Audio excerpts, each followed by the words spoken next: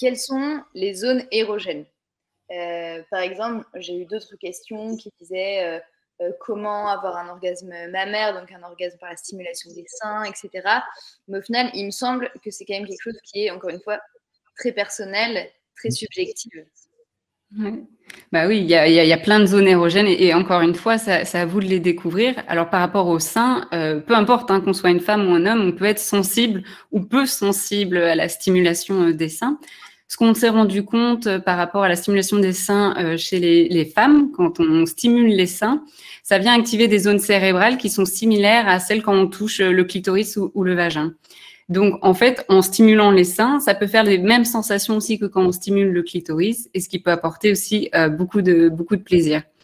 Et donc, voilà, c'est vraiment à chacun, chacune de voir la manière dont on a envie que les seins soient stimulés, avec que ce soit la pression, que ce soit en mordillant, que ce soit en touchant, en léchant, etc.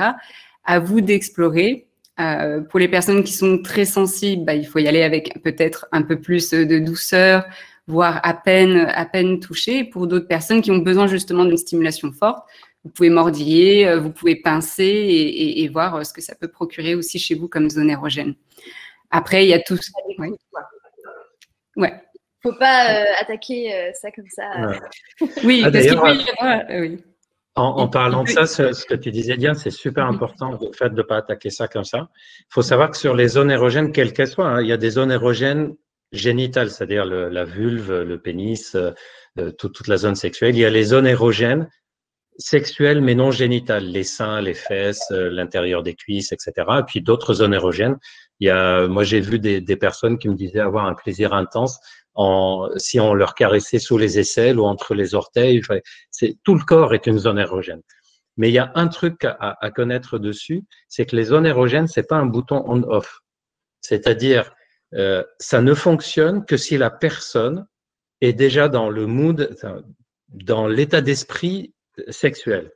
En d'autres termes encore, si il y a une femme qui est présente et on se dit tiens, le clitoris c'est une zone érogène et qu'on y va comme ça et on lui caresse le clitoris ou les fesses, non, ça va pas donner le plaisir si elle n'est pas dans l'état d'esprit sexuel.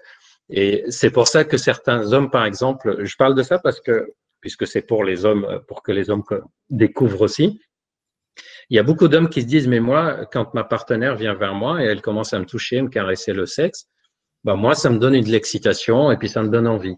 Et du coup, ils se disent, mais peut-être que pour lui donner envie, je vais m'approcher d'elle et je vais commencer à caresser son sexe. Ça fonctionne pas forcément comme ça. Et il y a beaucoup de zones érotiques, zones érogènes, qui ont besoin qu'on soit d'abord dans l'état d'esprit pour que ces zones fonctionnent. Et non pas en les stimulant d'abord, ça va réveiller l'excitation.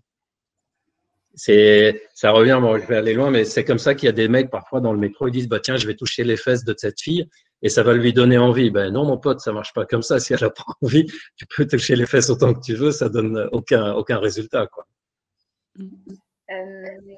Camille, est-ce que tu avais encore quelque chose à dire parce que j'étais un peu... Oui.